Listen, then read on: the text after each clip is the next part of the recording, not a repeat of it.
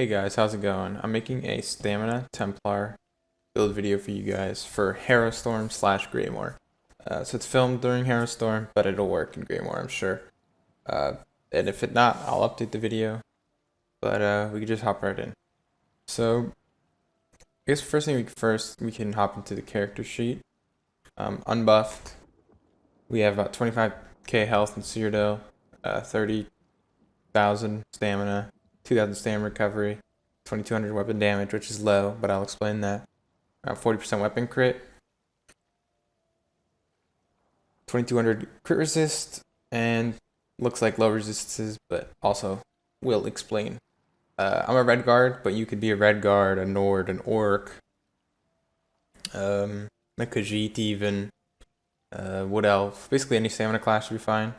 I have the Warrior Mundus, and I run Dubious Cameron Throne, and that's part of my set. So fully buffed, well, not completely fully buffed, but relatively fully buffed. We have 2,600 weapon damage, 2,000 stamina recovery, again, 2,200 resistances on our front bar. If we buff up on our back bar. In our room we have 30k spell and 26 physical, 2,500 crit resist. So I'll show you the fully buffed stats. So what we run on our front bar is Berserker enchant. So if you just have Rallia, the Berserker, you have 3,000, and then with one of our sets, 3,700, as you saw. So I'll get into the sets now. We have Bloodspawn as our monster helm, 2-piece impenetrable, 1 light and 1 heavy is what I have. But I don't even have the Undaunted passives, so my stats could be even higher. If you don't have the Undaunted, just run medium if you can. Then we have Bone Pirate. Reason why we have Bone Pirate is because the philosophy behind this build is that you need to, like stacking max damage is nice and people do that a lot, and you'll have fun clips, but you're not consistent because, for instance, let's say you have 5,000 weapon damage, but you have barely any stamina recovery or max stam. You could do a ton of damage, but second you're out of resources, you're no longer doing damage anymore. You're just like heavy attacking or light attacking. So with this set, the idea is that we're keeping up our attacks, our buffs at all times. And the way I look at this set, in comparison to something like Hulking Draugr, would be that Hulking gives me a little bit more max stam, but with the 145 stam recovery that this gives me, I equate that. Like the 145 to me, it's like 1,400 max stam. So this set gives me approximately 13.5k max stam, which is way better than Hulking. We also have the other line of stamina recovery. So this is where we get a bulk of our recovery. These are all impenetrable. Get tri-stat enchants where you can. If not, just run stamina. Next that we're running is Briarheart. So the reason why we run Briarheart, I'll show you in a second, is another important thing about actually PvPing, especially against good players. Like, you could just stack straight damage like I was saying, but it's not effective, it's not consistent. Whereas Briarheart, it does have a weird cooldown, so at 66% of the time it'll be up, but you shouldn't, it's a 10-second long thing, you shouldn't even be on the offense for 10 seconds. And if you are, you're just playing against bad players and you could kill them anyway without Briarheart. So the idea is I only have it on my front bar. You only proc it when you need it. The enchants we have, 2 weapon damage, 1 stamina recovery. Honestly, you could probably take the stamina recovery off and go to another weapon damage, have even more damage, but I try to be safe with my stamina recovery. I'd rather have too much than none at all. We run 5 Swift. Reason being is, we can run Infused and get an extra 100 weapon damage, 200 total. A couple extra stamina recovery, but the reason I run Swift is because it's valuable in 2 different ways, offensively and defensively. I don't run a gap closer on this build, and I don't run a immediate speed buff like Quick Cloak or roll dodging with a bow. So this extra 15% constant is really nice. Coupled with the fact that we use Elude, inactively, like while we're just fighting, we can have a 45% increase in our speed. So it's nice passive speed boost that we don't really have to actively manage. So we use, like I said, just on the front bar. So as you can see here, it's only a blue maul. And so this stats could be even better. If you made this gold, you got Nern honed on it, fully buffed, we have like 4,300, maybe 4,500 weapon damage with everything golded out. I don't even have gold enchants, I have purple enchants. On the back bar, we have Steadfast Hero, for no particular reason besides the fact that it gives us one piece of armor. And ideally, if you had enough money, you would run Potentance, or the potato set, as people call it. Basically for this, it doesn't matter what the weapon is, as long as it's a one-handed weapon defending, and a shield, pen, or sturdy. And the nice thing about that is I can show you right here. You have 21,000 resistances, 18,000 physical. Switch my sword and board, I really lose, or my two-hand, I really lose a lot. Yeah, I lose 6,000 physical resist. You know, so I gain a ton by just having this back here. And with the potato set, you would have even more. Like, it wouldn't show on the stat sheet, but you'd have even more resistance. And this is unbuffed, literally completely unbuffed. So imagine you have this. You're standing in your rune, you have 30,000. Let's say you're not standing in your rune. 26. Blood spawn, another 6.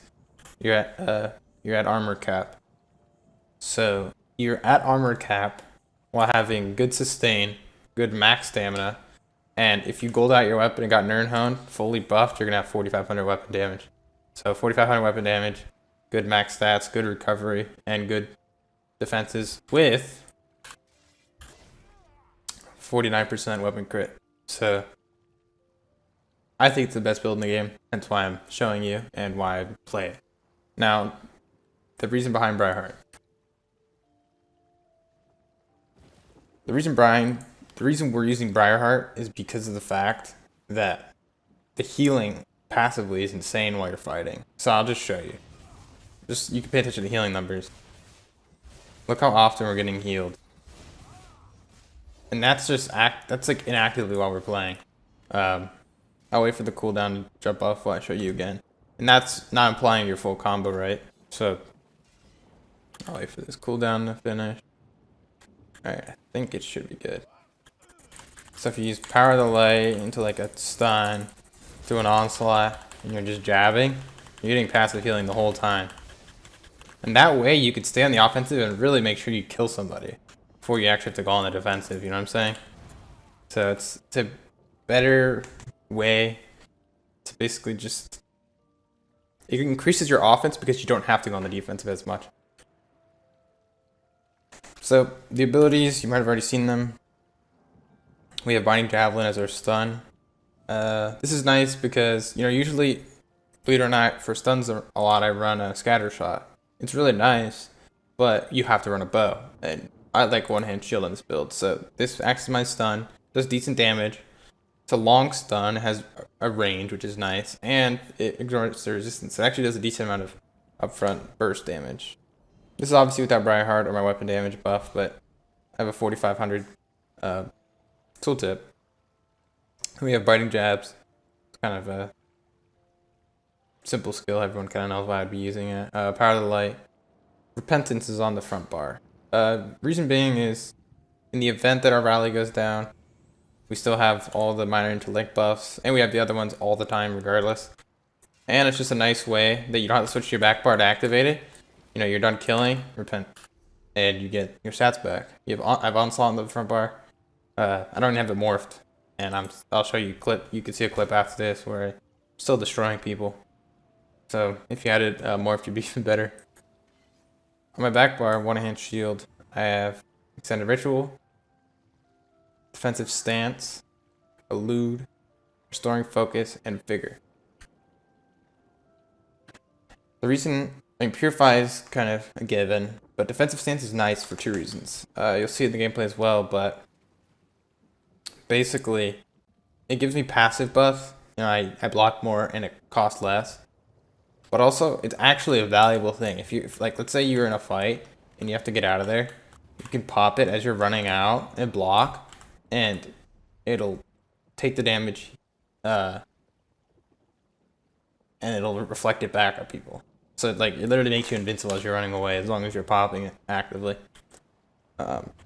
Elude, obviously, for the major evasion and major expedition. Restoring focus. This is our armor buff, plus we get basically 480 extra stamina recovery.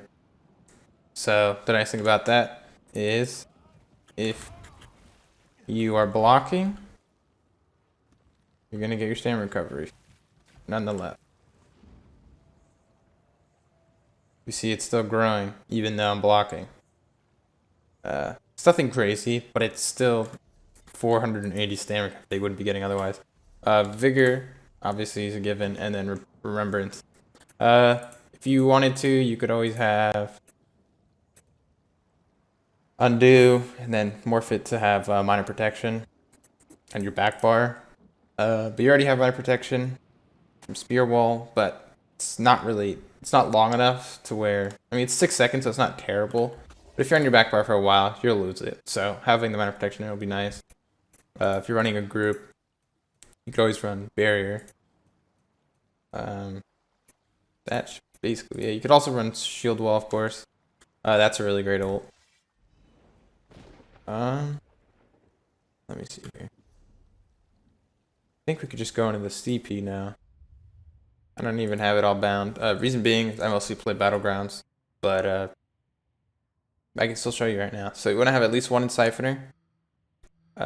Sprinter, you can have a decent amount, but nothing crazy. I wouldn't go any more than probably 19% or 19 points. Warlord's nice because nobody likes dying to break free, so we'll just keep it at 44 for now. You have a lot of Mooncap because you just want to bump your stamina recovery up real high. You don't need any Arcanist because you only have one ability that's Magicka. Yeah, you have Summon Healthy just to have passive health recovery. And you basically have 31 Tumbling. What I'll do is I'll throw the rest of my points that I have right now into Shadow Ward, reducing my cost to block. So that's another thing you can do.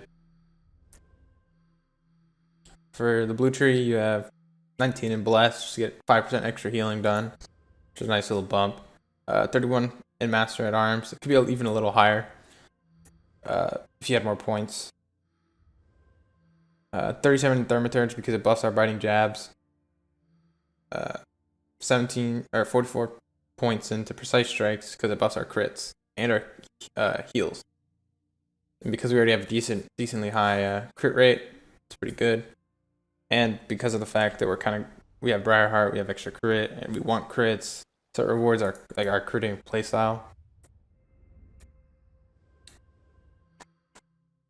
Then we have just a little bit in piercing. It doesn't really matter how much. 43 in mighty. You'd always put more there. 16 in resistant. You could always put more there. For instance, what I'll do here in this tree is I will put 56 here. Just put the extra 2 in piercing. For resistant, it doesn't hurt to have like around 30. It doesn't matter the exact number because it's not percentage based. You can have a little bit of spell shield and medium armor focus because it just gives you flat resistances, which are nice. And then we'll put the rest in ironclad. The rest of our points. Only 23% unwanted defender. Reason being is because our real only threat is the physical damage dealers. You could always make this a little less steep. You know, you could put more in elemental defender, take less out of hardy, but with kiting, all the heals we have, and our reflectability, damage dealers from a distance aren't a big problem. And if people get close and they're magic users, we can stun them anyway and drain their stamina, so they have to run. We just have a little bit in thick skin because dots aren't as prevalent anymore. We have 2% in expert defender, just to reduce a couple extra points of damage. You know, this could make a big difference. It's only 3 points. And then just a little bit in quick recovery. Just because it gives us extra healing received. So I think that should be it. Be careful for the pots. I use the most simple pots ever, just the dungeon pots. So this build's performance could be even better if you use tripods. Tripods would be good, immovable pots. You even use a stealth pot if you're using open world. Doobie's Camera and Throne, like I said. And that should be it. If you guys have any questions, feel free to let me know. Now that I updated my CP, my crit resist looks even better. I got 3,000 on my back bar, 2,700 on the front bar. So that's a really good number to have. So yeah, if you guys have any questions, let me know. And I'll see you guys around.